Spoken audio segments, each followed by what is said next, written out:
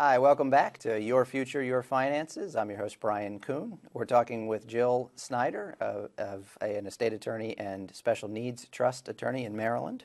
Welcome. Thank you. So we were talking a little bit last segment about something called a special needs trust, but that warrants explaining again, if you don't mind. So let's go into that. Sure. A special needs trust is a special type of trust for individuals with disabilities. And the primary purpose of a special needs trust is to have supplemental funds available to those individuals without disqualifying them from their government benefits. And the key in the special needs trust is to make sure that the disabled individual, cannot force a distribution from the trust. And as long as he or she can't, then neither can any government entity, and it's not something that is considered when determining eligibility for government benefits. Mm-hmm. And we talked a lot about the different kinds of trusts and so forth. But let's say for some reason the family doesn't do them or can't afford a special needs trust. Are there alternatives? Yes, there's one coming on the horizon. It does not exist yet. There's something called ABLE accounts. There was federal legislation passed at the end of 2014, and then in last year's Maryland legislative session, they passed what was called enabling legislation to create ABLE trusts in Maryland. But it's anticipated that they won't actually be available for use until the middle of 2017.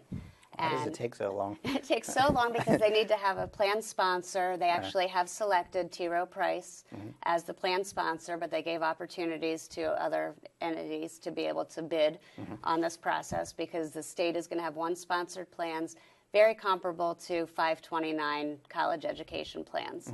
And T. Rowe Price also operates the 529 plan for Maryland, so it was a natural fit for them to take on this endeavor. But even though the legislation was passed, the regulations still are being created. So they're not finalized on the federal level yet. They're not finalized on the Maryland level yet. But what we do know is that the purpose of these ABLE accounts is to provide a simpler alternative to trusts when there's not substantial money available. And it's supposed to be available to disabled individuals to be able to not disqualify them from their government benefits. And like college savings plans where the money has to be used toward education expenses, these accounts, the money has to be taken out for qualifying disability expenses. And that's going to require definition that hasn't been formalized yet at this point. But there will be substantial restrictions to these accounts, so they're not going to replace special needs trusts by any means. Examples of some of the restrictions that will be in place: number one, you're only allowed to have one ABLE account, where college savings plans, you can have multiple ones.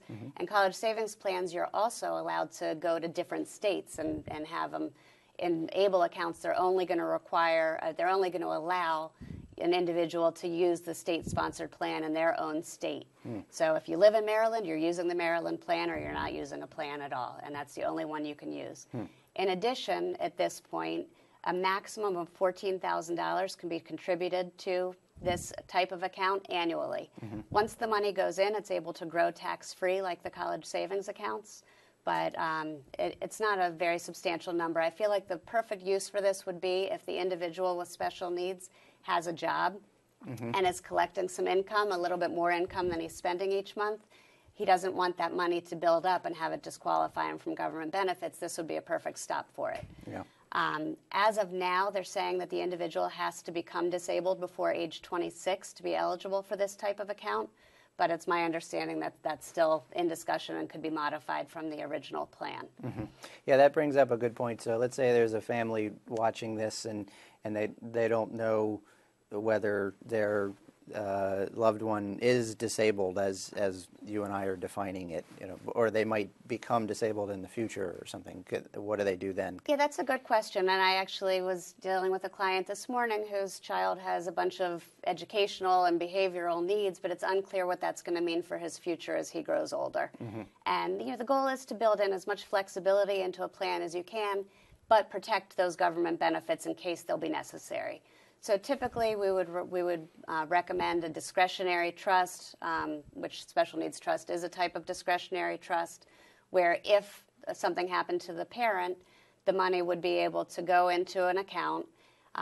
Again, no mandatory distributions at any periods of time, no ability for the beneficiary to demand distributions. and that way he will still be eligible for government benefits. However, if it turns out that the child is able to live independently and be gainfully employed and doesn't seem to need government benefits, the trustee will have a lot of discretion to go ahead and get that money distributed to them later.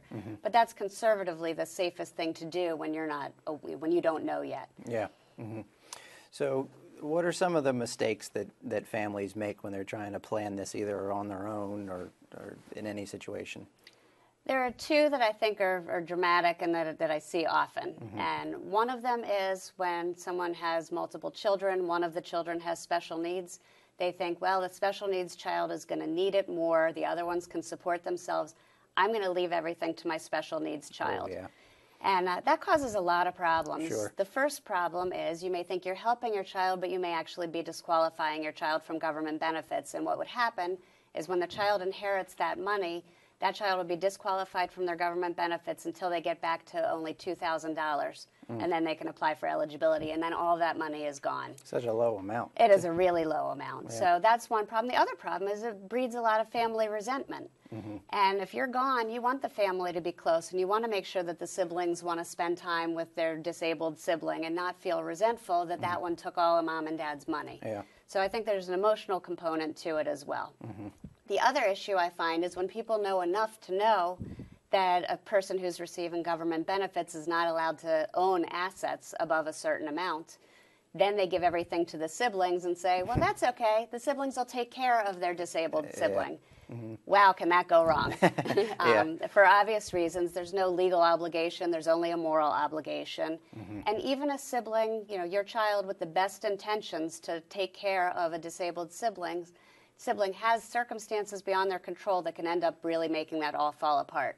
For example, the individual that you leave the money to could get divorced, and it could be subject to the claims of the spouse, the ex-spouse.